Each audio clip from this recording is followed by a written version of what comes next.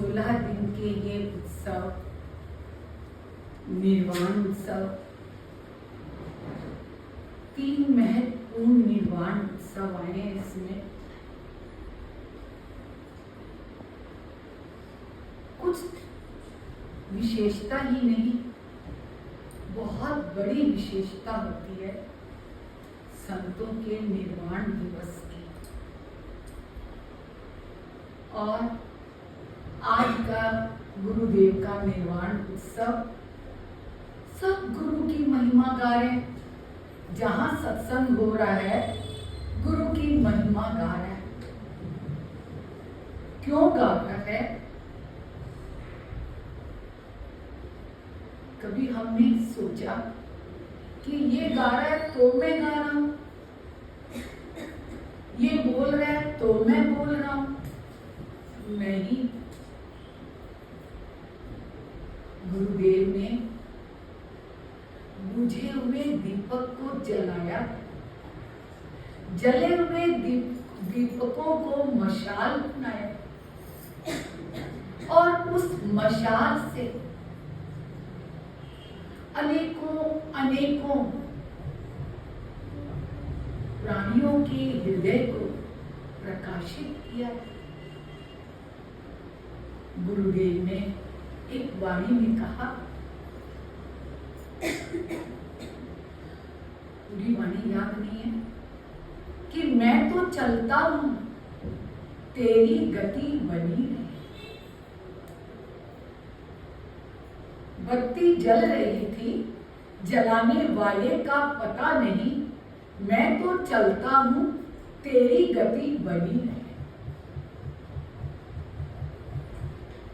जिस प्राणी के हृदय में भी प्रकाश आया है, वो कैसे किसी को बताए, वो कैसे किसी को अनुभव कराए कि ये प्रकाश केवल मेरा नहीं है, ये प्रकाश जन जन के लिए। आज गुरुदेव शरीर से नहीं है, और जब वो शरीर से थे तब वो कहते थे, आज मैं सीमित हूं, आज मेरी शक्ति सीमित है। पर जब ये शरीर नहीं रहेगा, ये शक्ति असीम हो जाएगी। वो असीम, वो अनंत, वो अलौकिक ही तो जन जन का निर्माण कर सकता है। और निर्माण की एक और हम लोग स्थूल से भी उदाहरण ले सकते हैं कि जब भूमि पर कोई भवन का निर्माण होता है तो सर्वप्रथम उस भूमि को खोदा जाता है। कोई 2-4 इंच नहीं, खुदाई होती रहती है, होती रहती है, होती रहती है।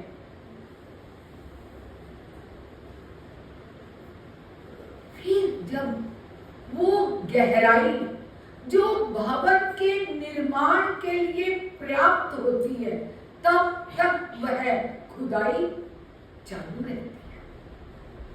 और जब ये पता चल जाता है कि ये खुदाई पर्याप्त है भवन के निर्माण के लिए, तब वो क्या करते हैं? उस पर एक ऐसे भवन का निर्माण करते हैं, ये भवन कोई मिट्टी चूने पत्थर का नहीं। सद्गुरु ऐसे जीव को शिव बना देते हैं कि वो शिव जिस किसी को भी अपनी वाणी से, अपनी नजरों से, अपने विचार से, अपने प्यार याद से जिसको भी छू दे, जैसे लोहा छुआ गया पारस से तो सोना बन गया, ऐसे ही संतों की समीपता, उनका स्पर्श, उनकी उनकी याद, उनके भाव और भावना प्राणी को एक सुंदर निर्माण का अवसर देती है। पर गुरुदेव कहते हैं, मैंने तुम्हें अवसर दे दिया, अब तुम सर दो, अपना अहंकार दो। हम लोग प्रणाम करते हैं और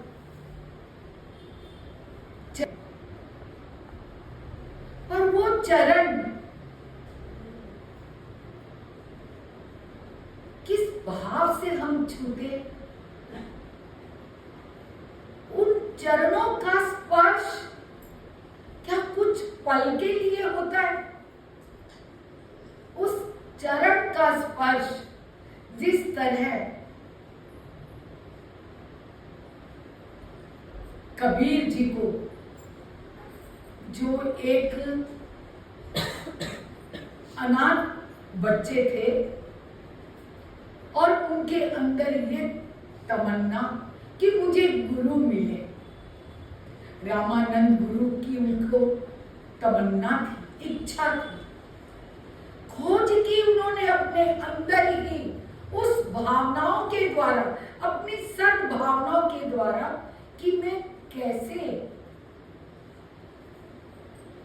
निम्न जाति का, उस समय जाति पाति का बहुत भेदभाव था, कैसे इनसे मंत्र लूं, कैसे इनसे दीक्षा लूं, कैसे इनका स्पर्श पाऊं ताकि मेरा जीवन सफल हो जाए। जहां चाहा वहां रहा।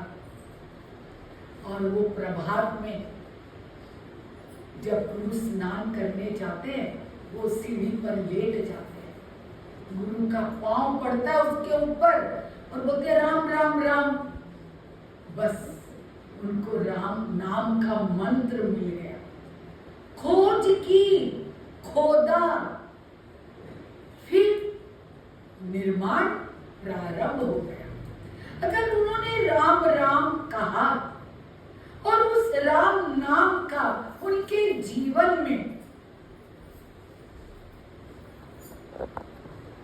कोई उस राम नाम की खुदाई ना होती तो आज कोई कबीर जी को याद नहीं करता। आज हम लोग उनकी इस बात को दोहराते नहीं। खुदाई तो स्वयं को करनी पड़ेगी। और जब प्राणी खुदाई करता है, संसार के भूमि की खुदाई करता है, तो उसको पसीना आता है, थकान आती है। और जब वो गुरु कृपा से अंतर्मुख होकर उसकी चाहत को लेकर, उसके भाव और उसके प्यार को लेकर जब अपने अंतर में प्रवेश करता है, तब वो क्या, तब उसके जीवन में क्या आता है? पसीना, थकान नहीं, तब उसके जीवन में आता है आनंद, अनुभव, अनुभूतियां। उसका जीवन यही अनमोल श्रृंगार से उसका जीवन अनमोल बनने लग जाता है। हम लोगों ने रामायण में सुना, सती अनुसुईया ने